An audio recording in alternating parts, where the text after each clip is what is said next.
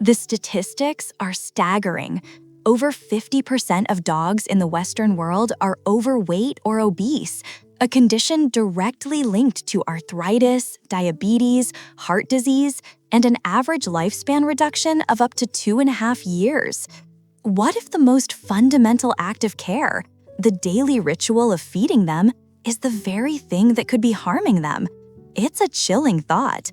This isn't a problem of love, it's a problem of misinformation. The pet food industry is a multi-billion-dollar machine, and it's not always on your side. It's an environment filled with marketing hype, conflicting information, and common sense practices that are anything but. The deadly part of these mistakes is their silence. They are cumulative. The single harmless scoop of food, the tiny piece of cheese, the healthy grain-free kibble, these things add up, day after day, year after year, until they manifest as a health crisis. This guide is your wake-up call. It's designed to pull you out of the misinformed 98% and arm you with the knowledge to join the 2% who get it right. Your dog's life literally depends on it.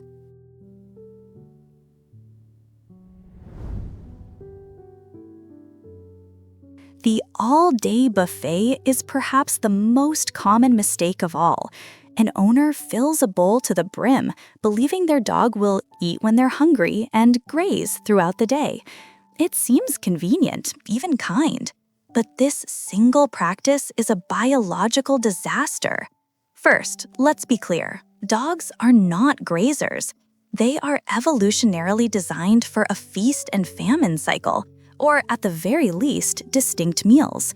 Constant access to food overrides their natural satiety signals, encouraging them to eat out of boredom, stress, or simple opportunity. This makes it the single fastest path to obesity. And obesity isn't a cosmetic issue, it is a disease. It's the gateway to arthritis, diabetes, heart disease, and respiratory distress, shaving years off your dog's life. The dangers don't stop there. When a dog is free-fed, you lose one of your most critical diagnostic tools, their appetite. A sudden loss of appetite, anorexia, is the #1 red flag for almost every canine illness, from a simple stomach bug to cancer. If the bowl is always full, how long will it take you to notice they haven't eaten? 1 day? 2? By then, a serious illness could be dangerously advanced. Furthermore, free feeding creates a food-on-the-floor mentality, which can lead to picky eating. Why eat the boring kibble now when the good stuff from the dinner table might come later? Finally, kibble left out all day goes stale, loses its nutritional value, and becomes a breeding ground for bacteria, not to mention an open invitation for pests like ants and roaches. Free feeding isn't kindness, it's a breakdown in management that robs you of control and puts your dog's health at risk.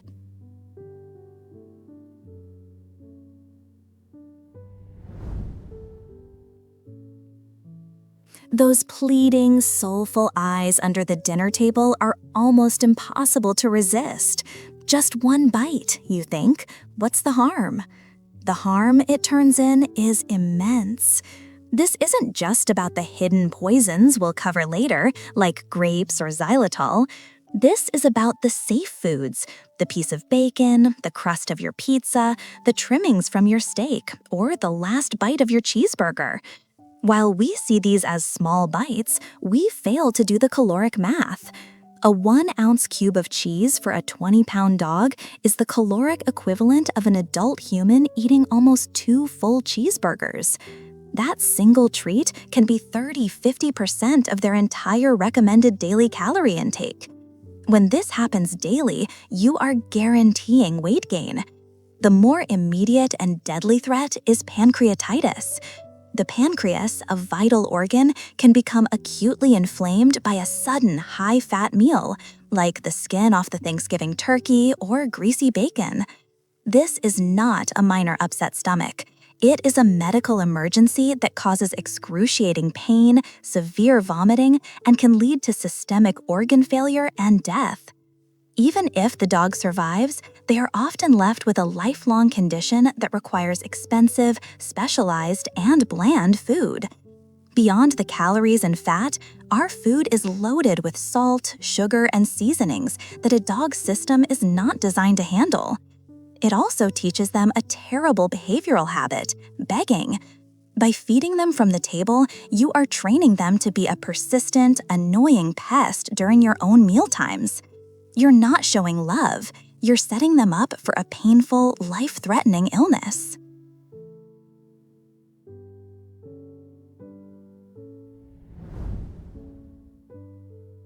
We are wired to equate food with love.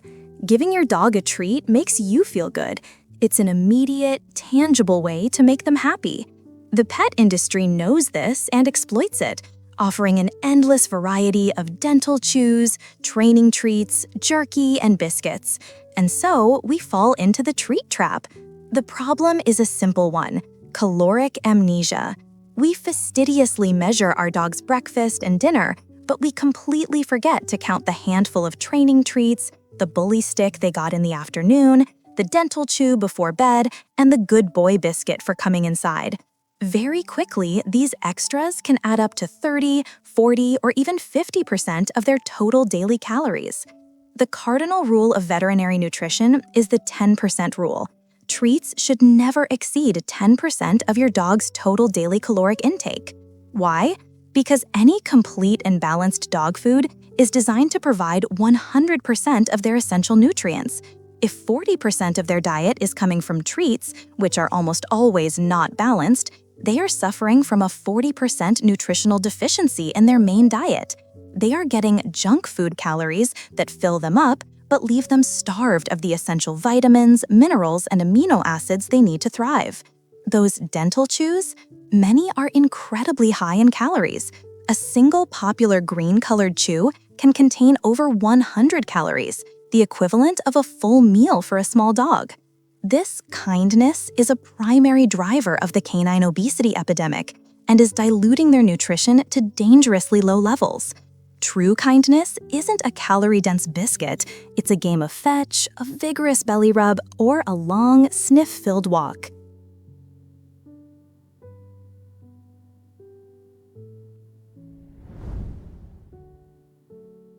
If you have a vacuum cleaner dog, you know the sound. The rattle of kibble hitting the metal bowl, followed by 10 seconds of frantic gulping, and it's gone. Many owners laugh this off as a harmless quirk. He just really loves his food. But speed eating is no joke. It is a ticking time bomb, and the bomb's name is gastric dilatation volvulus, or bloat. This is one of the most terrifying and rapidly fatal emergencies in all of veterinary medicine. When a dog eats too fast, they swallow massive amounts of air along with their food. This can cause the stomach to swell like a balloon, dilatation. In the worst-case scenario, the gas-filled stomach then twists on its axis, volvulus, cutting off its own blood supply and trapping the gas inside. From this point, you are in a race against the clock. The dog will show signs of extreme distress, retching without producing anything, a hard, distended abdomen, pacing, and collapse. The twisted stomach begins to die, and the compromised circulation sends the dog into shock. Without immediate, high-risk emergency surgery within an hour or two, it is a guaranteed painful death. Deep-chested breeds like Great Danes, Weimaraners, and Standard Poodles are at higher risk, but it can happen to any dog. Even if your dog doesn't bloat, swallowing food whole is a choking hazard and terrible for digestion. They are not chewing, which means food isn't being broken down, and the swallowed air leads to gas, discomfort, and regurgitation. This is not a cute habit. It's a dangerous medical risk that requires immediate intervention.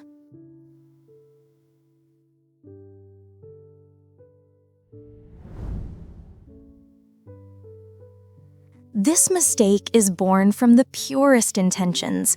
An owner, wary of processed foods and corporate pet food giants, decides to take control by cooking for their dog. He deserves real food, they say, as they boil a pot of chicken and rice. This is, without question, one of the most dangerous long-term mistakes an owner can make. While a bland diet of chicken and rice is fine for a day or two to calm an upset stomach, feeding it as a permanent diet is a recipe for severe nutritional deficiencies. Canine nutrition is a complex science. It's not just about protein, fat, and carbs, it's about a delicate, intricate balance of micronutrients. The most common failure is the calcium to phosphorus ratio. Meat is extremely high in phosphorus and has almost no calcium. A chicken and rice diet will, over time, cause the dog's body to pull calcium from its own bones to balance its blood chemistry, leading to spontaneous fractures, bone deformities, and severe joint issues. This is especially devastating in puppies, who can be permanently crippled. But it doesn't stop there. This diet is critically deficient in essential fatty acids, zinc, copper, iron, B vitamins, and vitamin E. Within months, you'll see a dull, brittle coat, skin problems, and a compromised immune system. The internal damage is even worse. You cannot eyeball a balanced diet. A healthy home-cooked diet is only possible if it is formulated exactly to specifications by a board-certified veterinary nutritionist, DAC VCN, and includes a long list of specific, unappetizing supplements. Anything less is a gamble you will eventually lose.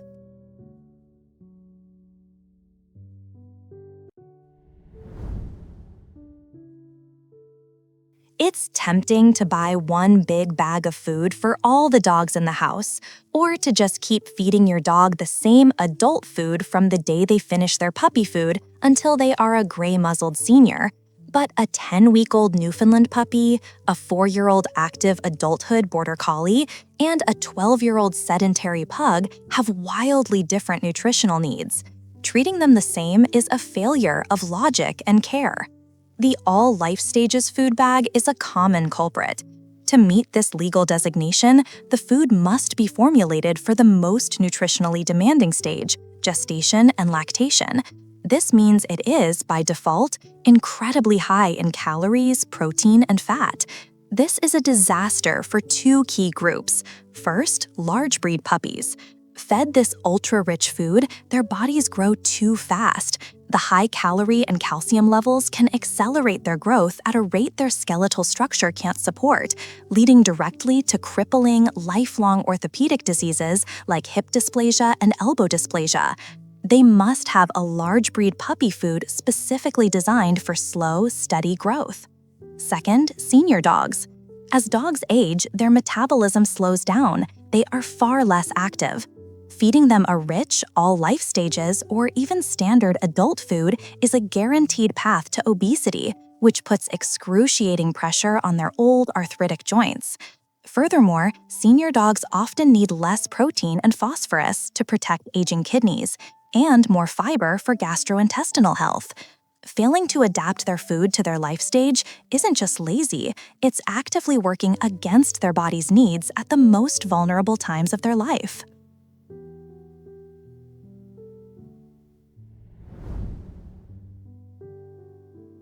The vast majority of dogs eat dry kibble. It's convenient, economical, and in theory, 100% complete and balanced. The problem is, not all kibble is created equal. The market is flooded with ultra-processed foods that are the dog equivalent of a human living on nothing but cheap fast food. These foods are created in a process called extrusion, where a slurry of ingredients is cooked at extreme temperatures and pressures. While this makes it shelf-stable, it can also destroy delicate nutrients and fats, which are then added back in via a synthetic vitamin-mineral pack and an animal fat spray for palatability. The real issue lies in the quality void. These low-end brands use cheap fillers like corn, wheat, and soy to bulk up the food and provide calories, even though these offer little nutritional value and can be allergens for some dogs. They use clever marketing tricks like ingredient splitting.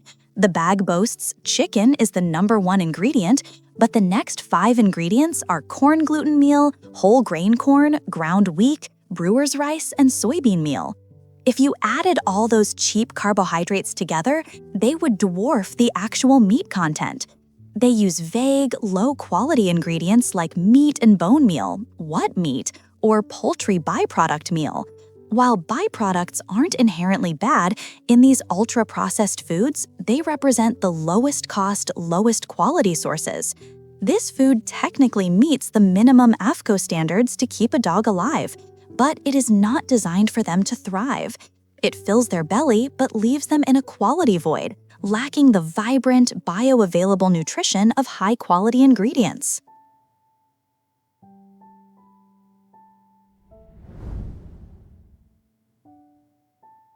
This category is the most terrifying because it's the most acute. These are not mistakes of too much fat or too many calories. These are accidents of a single bite. Many foods that are perfectly safe or even healthy for humans are violently toxic to dogs. Every dog owner must know this list, as ingestion of these items is a drop everything and run to the emergency vet situation. Xylitol. This is arguably the most dangerous hidden poison. It's an artificial sweetener found in everything: sugar-free gum, candy, baked goods, some yogurts, and most deceptively, some brands of peanut butter. Even a tiny amount causes a dog's body to release a massive, catastrophic surge of insulin, leading to life-threatening hypoglycemia, low blood sugar, seizures, and acute liver failure within hours. Grapes and raisins. The toxic mechanism is still unknown, but the result is not. Even a single grape or raisin can cause sudden, irreversible kidney failure in some dogs. There is no safe dose, and the effect is idiosyncratic. Some dogs can eat a few and be fine, while others will die from one. It is a risk no one should ever take. Chocolate, the classic poison. It contains theobromine, a stimulant that dogs cannot metabolize. The darker and more bitter the chocolate, baker's chocolate, dark chocolate, the more toxic it is. It causes severe heart arrhythmias, tremors, seizures, and death. Onions, garlic, chives, and leeks, all members of the allium family, are toxic. They cause oxidative damage to a dog's red blood cells, leading to a life-threatening anemia. The danger here is cumulative. It's not just one large ingestion, but small bits of onion or garlic powder from your table scraps over time. Macadamia nuts, another toxin with an unknown mechanism. It causes weakness in the back legs, vomiting, tremors, and hyperthermia. These aren't bad foods, they are poisons. The danger lies in owner ignorance, leaving a purse on the floor with a pack of sugar-free gum, or sharing a scoop of peanut butter without checking the label for xylitol.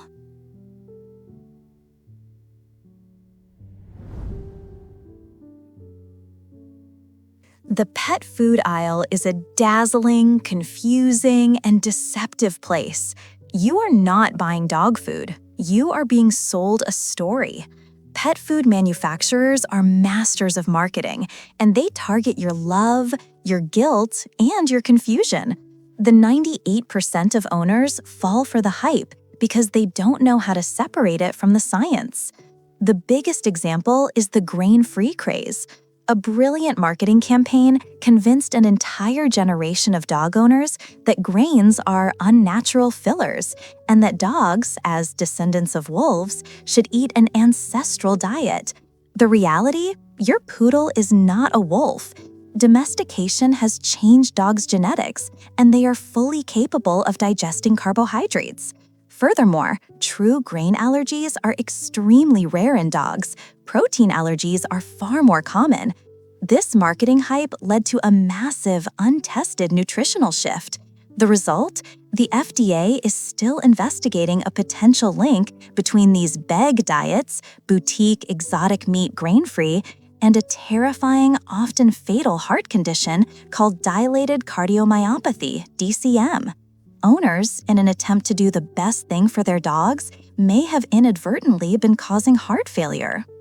The buzzwords are everywhere: holistic, natural, human grade, ancestral. Most of these terms are completely unregulated and mean absolutely nothing. We judge a food by the beautiful wolf-like dog on the front of the bag, the pictures of fresh blueberries and whole chickens, and not by the science. We fall for small, boutique brands with great Instagram accounts, even if they've never conducted a single feeding trial and don't employ a single veterinary nutritionist. We've been taught to fear byproducts, which can be highly nutritious organ meats, and corn, a perfectly fine source of digestible energy, and instead embrace lentils and kangaroo, all because of marketing, not science.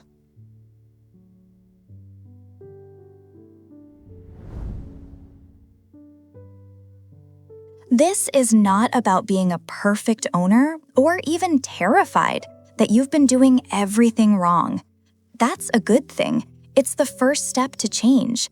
Being in the 2% isn't about being perfect, and it's not about being a PhD in canine nutrition. It's about being mindful, consistent, and proactive. It's about building a fortress of good habits that protects your dog from these daily, cumulative dangers. Here is your action plan. Embrace partnership with your vet. Your veterinarian is not a shill for big kibble. They are your single most important ally. They can assess your dog's body condition score, a skill you should learn, and give you a specific daily calorie target. Trust them over the pet store employee or the dog mom blogger. Measure every single meal. Stop using the scoop. Get a standard 8-ounce kitchen measuring cup and find out exactly how many calories are in that specific amount of your dog's food. Measure it the same way every time. End free feeding today. Institute 2 structured meals per day. This reestablishes their natural hunger signals, allows you to monitor their appetite, and gives you total control over their intake. Implement the 10% rule. Be a brutal accountant of treats. Measure them out in the morning and put them in a jar. When the jar is empty, it's empty. Use their own kibble as training treats. And find love in non-food items, a walk, a brush, or a simple game of tug. Choose science over hype. Stop reading the front of the bag. Look for foods from companies that conduct AAFCO feeding trials, not just formulation, and employ full-time veterinary nutritionists. The WSAV, World Small Animal Veterinary Association, has guidelines for selecting a pet food. Use them. Dog-proof your home. Be paranoid. Xylitol, grapes, and onions are poisons. Your purse, your backpack, and your trash can are not safe. Secure them as if you were child-proofing for a toddler. This is not about being a perfect owner. It's about being a better one. Your dog's health is the sum of the small choices you make every day. By making these changes, you are giving them the greatest gift of all, the best possible chance at a long, vibrant, and healthy life by your side.